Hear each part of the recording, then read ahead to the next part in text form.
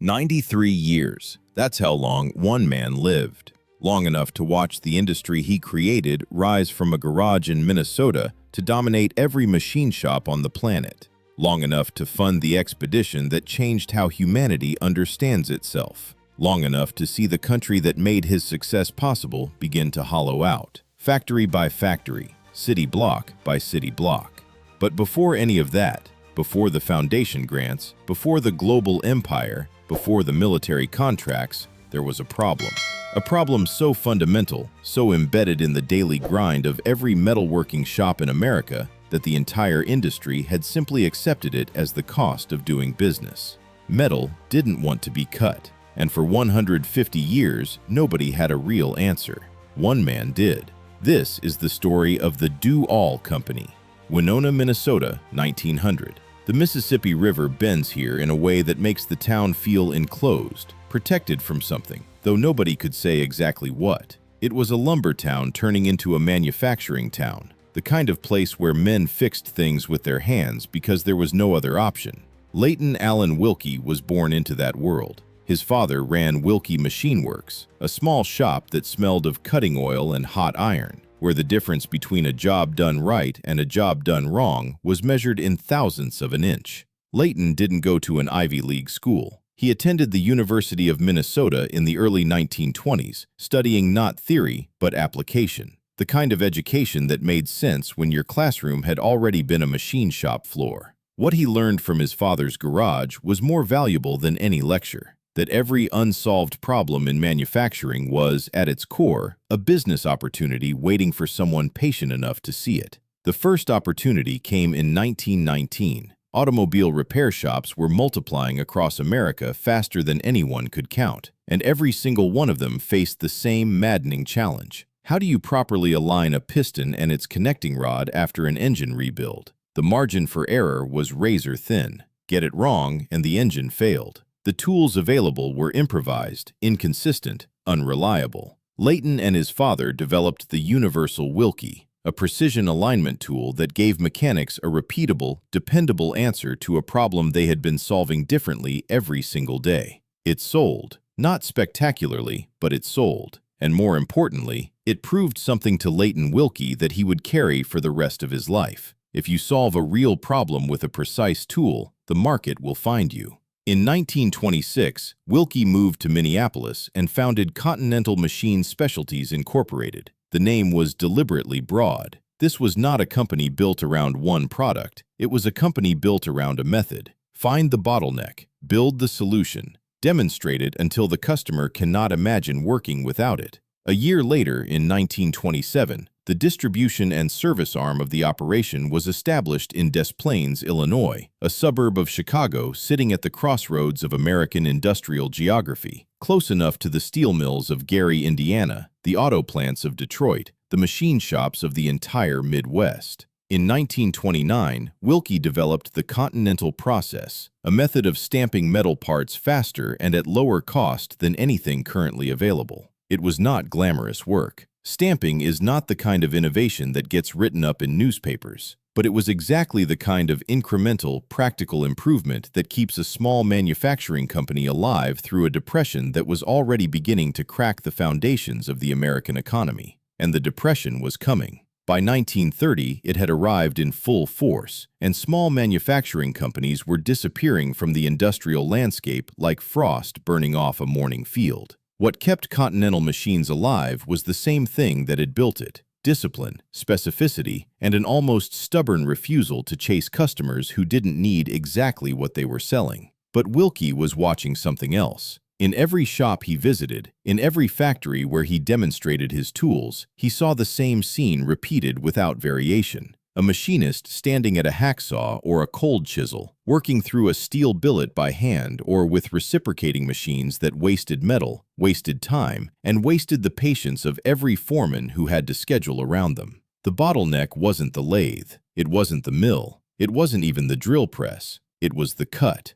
Every piece of metal that entered a machine shop had to be cut to length first, and in 1932, there was no good way to do it. Wilkie had already started thinking about the answer. The bandsaw was not a new idea. William Newbery had patented the concept in England in 1809. For over a century, bandsaw machines had been cutting wood in lumber mills and furniture factories across the industrialized world, a continuous loop of toothed steel running over two large wheels, slicing through timber with a smoothness that reciprocating saws could never match. The concept was elegant. The execution, for wood, was mature. The industry had refined it for decades, but nobody had made it cut metal. And the reason was not lack of imagination. The reason was physics. Steel is not wood. When a bandsaw blade designed for wood contacts metal at any meaningful speed, three things happen in rapid succession. The teeth strip, the blade overheats, and the weld holding the blade into its continuous loop fractures. The blade fails, the machine fails, and the machinist goes back to his hacksaw. For 125 years, this was accepted as a physical limitation so fundamental that no serious manufacturer had mounted a sustained effort to overcome it. Leighton Wilkie did not accept it. Between 1931 and 1933, working through Continental Machine Specialties in Minneapolis, Wilkie attacked the problem from three directions simultaneously. First, blade metallurgy. The tooth material had to be hard enough to cut steel, but flexible enough to survive the constant bending stress of running over two wheels at speed. Second, blade tension and tracking. The geometry of the wheels, the angle of the guides, the tension in the blade, all had to be recalculated from first principles for a material far denser and more abrasive than wood. Third, and most critically, the weld. A bandsaw blade is only useful as a continuous loop. The joint where the two ends of the blade meet had to survive not just the cutting forces, but the fatigue of millions of flex cycles. Wood blade welds failed in metal applications within minutes. Wilkie's solution addressed all three simultaneously. In 1933, he introduced the world's first metal-cutting bandsaw, a machine he called the Do-All. The name said everything about his commercial instincts. This machine could do all the operations a metal shop needed from a cutting tool. It could saw straight. It could contour cut complex curves. It could file. It could polish. One machine, one floor space, one operator. But the innovation that made the entire system commercially viable was not the machine itself. It was the blade welder. Wilkie understood that a bandsaw blade is a consumable. It wears. It breaks. It needs replacement. If a machine shop had to send away to a factory every time a blade failed, the downtime would destroy the economics. His answer was to bring the blade manufacturing capability to the customer. Do-All developed a precision butt welder, a compact machine that could join two ends of a blade strip into a perfect continuous loop right on the shop floor in minutes. The weld quality was consistent enough to withstand the rigors of metal cutting. This meant a Do-All customer was never more than a few minutes away from a working blade. This single decision, bundling the welder with the machine, was the move that separated Do-All from every competitor who tried to follow. By 1935, Wilkie was personally driving demonstration units across North America, loading the machine onto a truck and rolling into factory after factory, cutting metal in front of engineers and foremen who had never seen anything like it. The philosophy was simple. Don't describe the machine, show the machine. Let the chips on the floor make the argument. The industry did not need to be convinced twice. Within a few years, the Do-All contour bandsaw had been recognized as one of the 7 fundamental machine tools, alongside the lathe, the mill, the drill press, the grinder, the shaper, and the planer. Not a specialized accessory, not a niche solution, a foundational tool of modern manufacturing. And Leighton Wilkie owned the standard. In December 1941, the United States entered the most industrialized war in human history. The numbers were staggering before the first American soldiers set foot on a foreign battlefield. Roosevelt had called for 185,000 aircraft, 120,000 tanks, 55,000 anti-aircraft guns. In 1939, American factories produced fewer than 3,000 military aircraft. By the end of the war, they had produced 300,000. Every single one of those airframes airframes, every spar, every rib, every bulkhead, every bracket began its life as a raw billet of aluminum or steel that had to be cut to size before it could be machined, formed, drilled, or welded into something that would carry a man into combat. Who was going to do that cutting? The answer, in thousands of factories across America, was do all. The metal cutting bandsaw was not a luxury in wartime manufacturing.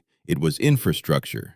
Boeing in Seattle, Douglas in Santa Monica, Lockheed in Burbank. The companies building the B-17, the B-24, the P-38, all of them faced the same fundamental constraint that every machine shop had faced before the war. The cut came first. Before the lathe could turn apart, before the mill could shape it, before the drill press could bore it, someone had to cut the raw stock to length. The do-all bandsaw did that work faster, with less material waste, and with greater precision than any alternative available. A hacksaw wasted metal in its kerf and wasted time in its stroke. A cold saw was faster but far more expensive to operate and far more limited in the shapes it could produce. The do-all could cut straight, cut at angles, cut contours, and do it continuously, shift after shift, with an operator who could be trained in hours rather than years. Continental Machines in Minneapolis ran production around the clock. The Des Plaines operation coordinated distribution and service across a country where every factory was simultaneously a war plant. Military installations became customers, and the discipline of defense procurement taught do-all something that would define its strategy for the next 4 decades. Standardization at scale was not the enemy of quality. It was the precondition for it.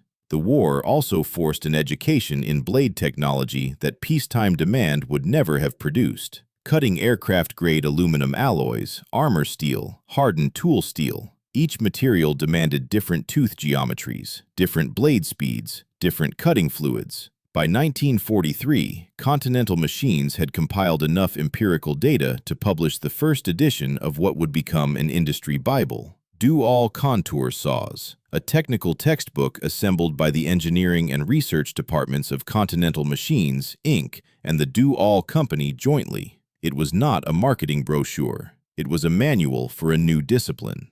When the war ended in 1945, Do-All did not demobilize. It accelerated. The men coming home from Europe and the Pacific were walking into a manufacturing economy that had been transformed by 4 years of forced industrialization. Factories that had built bombers needed to build refrigerators. Factories that had built tank components needed to build automobile parts. Every one of them needed machine tools. Every one of them needed to cut metal. And across more than 60 industrial supply centers already seated across the United States, the largest national distribution network for machine tools in the country, Do-All was waiting for them. Leighton Wilkie had spent the war not just filling orders. He had been building an organization. By the mid-1950s, Leighton Wilkie had built something that had no precise precedent in American industrial history. Not just a machine tool company, not just a distributor, something stranger and more powerful than either. A vertically integrated ecosystem built around a single manufacturing operation,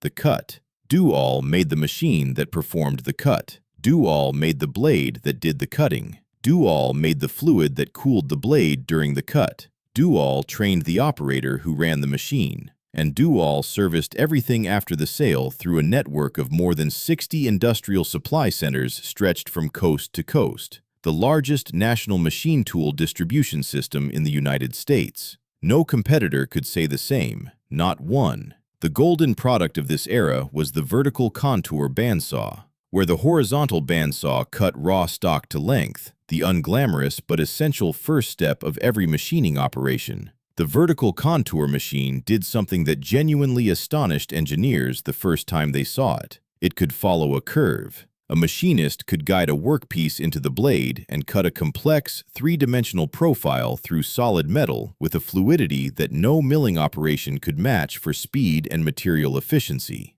Aerospace engineers designing the compound curves of jet-age airframes. Automotive engineers profiling cam blanks and connecting rods. Die makers cutting the intricate forms of stamping dies. All of them found in the Do-All vertical contour machine a capability that their previous tooling simply did not offer.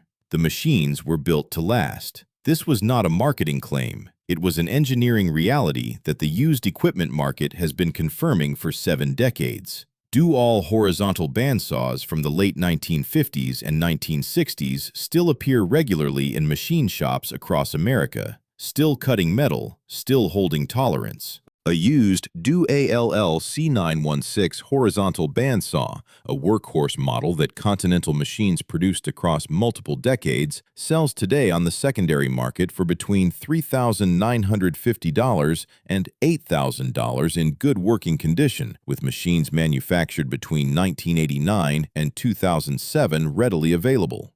Its specifications tell the story of a machine engineered without compromise. Rectangular capacity of 9 inches by 16 inches, round stock capacity of 10 3/4 inches, blade running at variable speeds between 105 and 275 feet per minute, blade tension at 30,000 pounds per square inch, 14.5-inch cast iron band wheels, a 2-horsepower motor, weight approximately 1,000 pounds. These are not the specifications of a disposable machine. They are the specifications of a tool built to outlast the business that bought it. Why do machinists still talk about these machines? Walk into any serious job shop in America today and ask about the Do-all in the corner, the one that has been there since before the current owner's father bought the business. The answer is always a variation of the same thing. It just runs. It doesn't need to be coaxed or calibrated or apologized for. You set the blade tension, you set the speed, you feed the material, and the machine does what it was designed to do. In 1957, Do-all introduced another first, the welded-tip tungsten carbide bandsaw blade, the hardest, most wear-resistant cutting edge that bandsaw technology had ever seen. Tungsten carbide is nearly twice as hard as high-speed steel. It can withstand temperatures that would destroy a conventional blade in seconds. It opened up an entirely new category of materials to bandsaw cutting: hardened tool steels, exotic alloys, abrasive composites that would have been considered impossible to bandsaw a decade earlier. And in 1958, Wilkie did something that no other machine tool manufacturer in America was doing. He shipped a 21-ton Bolton and Watt beam engine, built around 1799, the literal power plant of the Industrial Revolution, from England to Des Plaines, Illinois, and installed it in a hall of progress at the company's headquarters. He built a full-scale replica of John Wilkinson's cylinder boring machine of 1775 alongside it. He was making an argument in iron and steel that the history of human toolmaking was a single continuous thread, running from the first stone hand axe to the Do-all contour bandsaw on the factory floor outside. It was an argument that only a man who genuinely believed it would bother to make. Nobody saw it coming. Or rather, everybody saw it coming, and nobody did anything about it until it was too late. In 1973, imported machine tools represented just 10% of the American market, a nuisance number, a rounding error in the ledgers of companies that had dominated global manufacturing for 3 generations. The American machine tool industry entered that decade as the largest in the world, confident in its engineering heritage, confident in its customer relationships, confident in the simple arithmetic of industrial geography. American factories bought American machines because American machines were the best available. That confidence was not irrational. It was just 10 years too late. Between 1964 and 1967 alone, Japanese machine tool exports to the United States had risen by more than 1,200%, not 12%, not 120%, 1,200%. The number was so large that most American manufacturers read it as an anomaly, a temporary surge driven by currency distortions and government subsidies that would correct itself when market forces reasserted. They were wrong. Japanese manufacturers were not competing on price alone. They were competing on reliability, on delivery times, on the willingness to produce standard machines in volume for the mass market rather than the customized, high-specification products that American companies had built their reputations and their cost structures around. By the end of the 1970s, imports had reached 22% of the American market. Then came 1982. The recession of 1982 was the moment the arithmetic became undeniable. Machine tool sales in the United States collapsed from $5 billion in 1981 to just $2 billion in 1983, a 60% drop in 2 years. In any normal cyclical downturn, sales would have recovered with the economy. They did not, because this time, when American manufacturers went looking for new machines, they found that Japanese and Taiwanese equipment had become not just cheaper, but genuinely better, more reliable, more consistent, available off the shelf rather than on a 6-month backorder. By 1986, 75% of the computer numerical control machines sold in the United States were imports. Japan alone held 50% of the American CNC market. What had been the world's dominant machine tool industry had lost 3/4 of its own home market in less than 15 years. What happened to the companies that couldn't adapt? They disappeared. The names that had defined American precision manufacturing for generations, companies with deep engineering traditions, loyal customer bases, decades of accumulated know-how, closed their doors, sold their assets, or were absorbed into conglomerates that stripped them for parts and abandoned the rest. Employment in the American machine tool industry fell by 1/3 between 1981 and 1983 alone. The industrial towns of Ohio, Michigan, Connecticut, and Illinois, the geography of American precision manufacturing, absorbed blow after blow with no recovery in sight. Washington eventually acted. In December 1986, after years of lobbying by the National Machine Tool Builders Association, President Reagan announced voluntary restraint agreements with Japan and Taiwan, 5-year limits on their machine tool exports to the United States, justified on national security grounds. The agreements were projected to create approximately 3,300 additional units of market opportunity for domestic manufacturers annually, representing $155 million in imports that would now need to be sourced domestically. The Defense Department committed an additional $15 million to support the National Center for Manufacturing Sciences. Was it enough? The GAO reviewed the program in 1990 and concluded that while the domestic industry's share of the restricted market had improved, it had not reached the levels the president's plan had intended.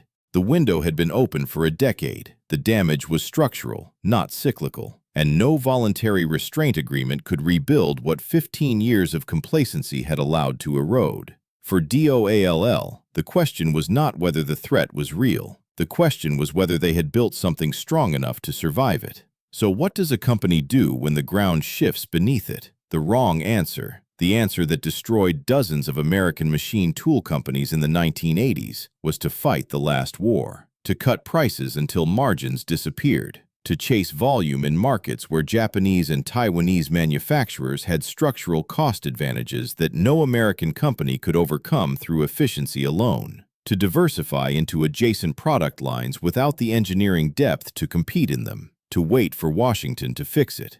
DOALL did none of these things. The strategy that kept Continental Machines alive when its competitors were failing was not complicated. It was, in fact, the same strategy that Leighton Wilkie had articulated in a garage in Winona, Minnesota, 60 years earlier. Own the entire operation, or own none of it. The companies that fell in the 1980s were companies that made machines. DOALL made machines, blades, cutting fluids, and the service infrastructure to support all three. A Japanese competitor could undercut DOALL on the price of a bandsaw. What a Japanese competitor could not do, what no competitor anywhere in the world could do, was offer a customer a single source for every element of the sawing operation. The machine, the blade engineered specifically for that machine, the fluid formulated specifically for that blade and that material, the technician trained specifically on that system, the replacement parts available from a domestic distribution network rather than a 6-week ocean freight timeline. This was not a marketing position. It was a moat. Michael Wilkie, Leighton's son, who had joined the company as vice president in 1964 and assumed the presidency in 1974, understood that the family business would survive the 1980s only if it remained what it had always been, the one company in the world that manufactured all three vital elements of metal-cutting bandsaw technology simultaneously. Not two of the three, all three. The moment DOALL became just another machine builder, it became just another target. The second strategic decision was geography. Continental Machines maintained its manufacturing in the Minneapolis area, in Savage, Minnesota, where the production facility had grown to 400,000 square feet, but extended its operational reach globally. DOAL Europa was established in Dordrecht, the Netherlands, giving the company a European manufacturing and distribution presence that insulated it from dollar-denominated cost disadvantages in export markets.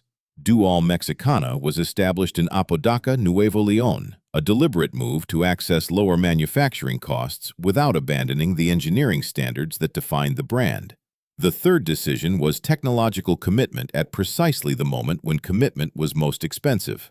In 1984, the same year the American machine tool industry was hemorrhaging market share at a rate that alarmed the Pentagon, DOAL introduced the ARS-1216, the first microprocessor-controlled sawing system with automatic storage and retrieval in the industry. Not an incremental improvement, a generational leap. A system that could receive a bar of raw stock, cut it to programmed lengths automatically, count the pieces, and store them, without a human operator standing at the machine between cycles. Was this the product that was going to save the American machine tool industry? No. The industry's problems were structural and systemic, far beyond what any single product could address. But it was a statement. It was DOAL telling the market, and telling itself, that the answer to foreign competition was not retreat, it was acceleration. And the companies that survived the 1980s were the ones that believed that. There was no single moment, no bankruptcy filing, no hostile takeover, no private equity firm arriving with a briefcase full of debt and a mandate to extract value from something it didn't understand. DOAL was never a public company. Wall Street never owned it. The Wilkie family kept control across two generations, Leighton as founder and chairman, Michael as president and CEO from 1974 onward. And that private ownership was both the company's greatest protection and, in some respects, its greatest constraint. What happened to DOAL in the years after the 1980s was quieter than collapse. It was compression. At its peak, the DOAL enterprise that Leighton Wilkie had built embraced more than 70 companies. Industrial supply centers in the United States, Canada, Mexico, Australia, the Netherlands, Britain, Germany, Belgium, and Sweden. Plants in Minnesota and Illinois. A distribution network that had made DOAL, in the words of the American Precision Museum, the largest national distributor of machine tools in the United States. A hall of progress in Des Plaines housing a 21-ton steam engine from 1799. An educational publishing operation. A network of demonstration centers where sales engineers could show a customer exactly what a DOAL machine would do to their specific material before they signed a purchase order. Then, piece by piece, that empire began to shrink. The logic was not failure, it was focus. The distribution network that had been DOAL's competitive advantage in the post-war decades became, in the age of just-in-time manufacturing and internet commerce, an expensive overhead structure that independent distributors could replicate at a fraction of the cost. The 60-plus industrial supply centers that had once made DOAL the most accessible machine tool brand in America were not generating the returns that justified their operating costs in a market where customers could source equipment from catalogs and, eventually, from websites. The retail and distribution arms contracted. The focus narrowed. When Leighton Wilkie died in Santa Barbara, California in 1993, at the age of 93, at the home where he had spent his final years, the company he left behind was already a different shape than the one he had built. Michael Wilkie continued as president and chairman, but the empire of 70 companies was giving way to something leaner, more concentrated, more defensible. The headquarters in Des Plaines, the building that had housed the Hall of Progress, the Boulton and Watt steam engine, the replica of Wilkinson's boring machine, was eventually vacated. Around 2004, the beam engine that Wilkie had shipped across the Atlantic was acquired by the Cedar Valley Engine Club in Charles City, Iowa. The Hall of Progress was gone. The artifacts of Wilkie's obsession with the history of toolmaking were dispersed. What remained was the core. Continental Machines, Inc., still operating from its 400,000 square foot facility in Savage, Minnesota. Still manufacturing DOAL-branded bandsaws, blades, and cutting fluids. Still the only American manufacturer offering all four elements of the sawing operation under one brand: machines, blades, fluids, and material handling systems. Was something lost in the compression? Yes. The vision of Do All as a national institution, as a company whose supply centers were as much a part of the American industrial landscape as the factories they served, that vision did not survive the transition from the industrial economy of the post-war decades to the leaner, more transactional manufacturing world of the 1990s and 2000s. But the machine kept running. Just like the C916 in the corner of every job shop that bought one 30 years ago and never found a reason to replace it. Do All is still here, not as the empire of 70 companies that Leighton Wilkie built, not as the national institution with supply centers in every industrial city from Boston to Los Angeles, but here, manufacturing, innovating, cutting metal from a 400,000 square foot facility in Savage, Minnesota, where the company has operated continuously since Wilkie first planted his flag in the Minneapolis area nearly a century ago. Continental Machines, Inc. is the legal entity behind the Do All brand today. The company manufactures the full range, horizontal bandsaws for production cutting, vertical contour machines for complex profiling, CNC-controlled systems for automated high-volume operations, circular saws, tube cutting machines, specialty configurations for applications that standard catalog machines cannot address. The blade inventory runs to more than 300 individual items: bimetal, tungsten carbide, diamond, carbon steel, knife edge, covering materials from structural steel to titanium to graphite composites. The cutting fluid line extends across soluble oils, semi-synthetics, full synthetics, and direct application mist systems. Do All Europa operates from Dordrecht in the Netherlands. Do All Mexicana operates from Apodaca, Nuevo León. The brand reaches customers across the United States, Canada, Mexico, Europe, Australia, South America, Africa, and Asia. And the claim that Leighton Wilkie staked in 1933, the claim that defined every strategic decision the company made for 90 years, still holds. Do All remains the only American manufacturer to offer all the sawing elements under one brand: machines, blades, cutting fluids, and material handling systems. Not two of the four, not three, all four. Some customers are still running Do All machines from the 1940s. Think about what that means. A machine built during the Second World War, built when the country needed metal cut faster than it had ever been cut before, is still on a shop floor somewhere in America. Still cutting, still holding tolerance, still doing its job. The Wilkie Brothers Foundation, the organization that Leighton funded with the profits of his invention, left a mark that extends far beyond manufacturing. In 1960, it was foundation money, channeled through Louis Leakey, that sent a 26-year-old woman named Jane Goodall to the shores of Lake Tanganyika in Tanzania. Her observations at Gombe Stream, that chimpanzees make and use tools, rewrote the definition of what it means to be human. One of the most proficient tool-using chimpanzees at Gombe was named Wilkie, after her sponsor.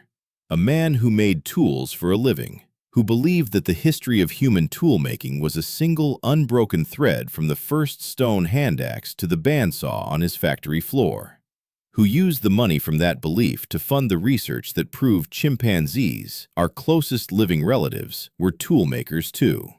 The thread holds. 93 years. We started there, we end there, because the number is not just a lifespan. It is a measurement of something rarer than longevity, the distance between a problem that everyone accepted and a solution that one person refused to stop looking for, between a hacksaw on a shop floor in 1932 and a CNC bandsaw system in a factory in 2026 that can cut, count, sort, and store raw stock without a human hand touching it between cycles.